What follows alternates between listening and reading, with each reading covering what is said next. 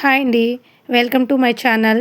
ఈరోజు ఎంతో easy and టేస్టీగా చేసుకునే నూడిల్స్ రెసిపీ అయితే చూద్దాం. ఫస్ట్ స్టవ్ వెలిగించుకుని కళాయి పెట్టుకుని ఒక 2-3 గ్లాసెస్ వాటర్ వేసుకోండి. వాటర్ వేడైన తరువాత ఈ విధంగా మనం తీసుకునే నూడిల్స్ను మీరు క్వాంటిటీకి తగ్గట్టుగా చూసుకుని వేసి ఉడికించుకోండి.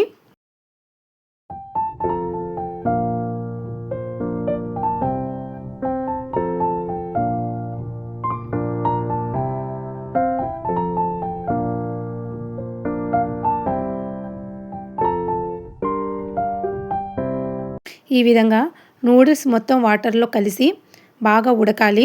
ఒక్కసారి చెక్ చేసి చూసుకోండి. ఈ నూడిల్స్ను మరీ ఎక్కువగా అయితే ఉడికించకూడదు.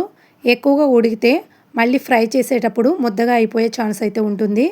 ఈ విధంగా ఉడికిన నూడిల్స్ను జాలిగరిటెతో వాటర్ నుంచి సపరేట్ చేసుకుని వేరొక ప్లేట్లోకి వేసుకుని పైన కొంచెం ఆయిల్ అయితే వేసుకోండి. దీనివల్ల నూడిల్స్ పొడి పొడిలాడుతూ అయితే వస్తాయి. అదే కళాయిలో 1 స్పూన్ ఆయిల్ వేసుకుని ఆనియన్, పచ్చిమిర్చి, క్యారెట్ ముక్కలు, మీ దగ్గర క్యాప్సికమ్, క్యాబేజ్ వంటి కూరగాయలు కూడా ఉంటే అవి కూడా వేసుకోవచ్చు.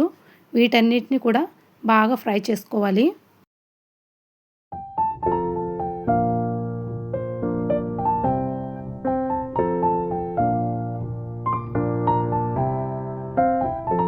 మనం నూడిల్స్లో ఆయిల్ వేసి పెట్టుకున్నాం కదా, దాన్ని ఇట్లా పైకి కిందికి అనుకుంటే నూడిల్స్ మొత్తం పొడి పొడిలాడుతూ వస్తుంది. ఇప్పుడు కూరగాయలు మొత్తం ఫ్రై అయిన తరువాత నూడిల్స్లో మనకి మసాలా ప్యాకెట్ వస్తుంది కదా, ఆ మసాలా వేసుకుని ఆయిల్లో ఫ్రై చేసుకోవాలి. ఇప్పుడు మనం ఉడికించి పెట్టుకున్న నూడిల్స్ వేసుకుని మొత్తం బాగా కలిసేటట్టుగా కలుపుకొని మిగిలిన మసాలా ప్యాకెట్లో మసాలా కూడా వేసుకుని మొత్తం అంతా కలిసేటట్టుగా బాగా కలుపుకొని ఒక 2 నుంచి 3 నిమిషాలు ఉడికించుకోవాలి.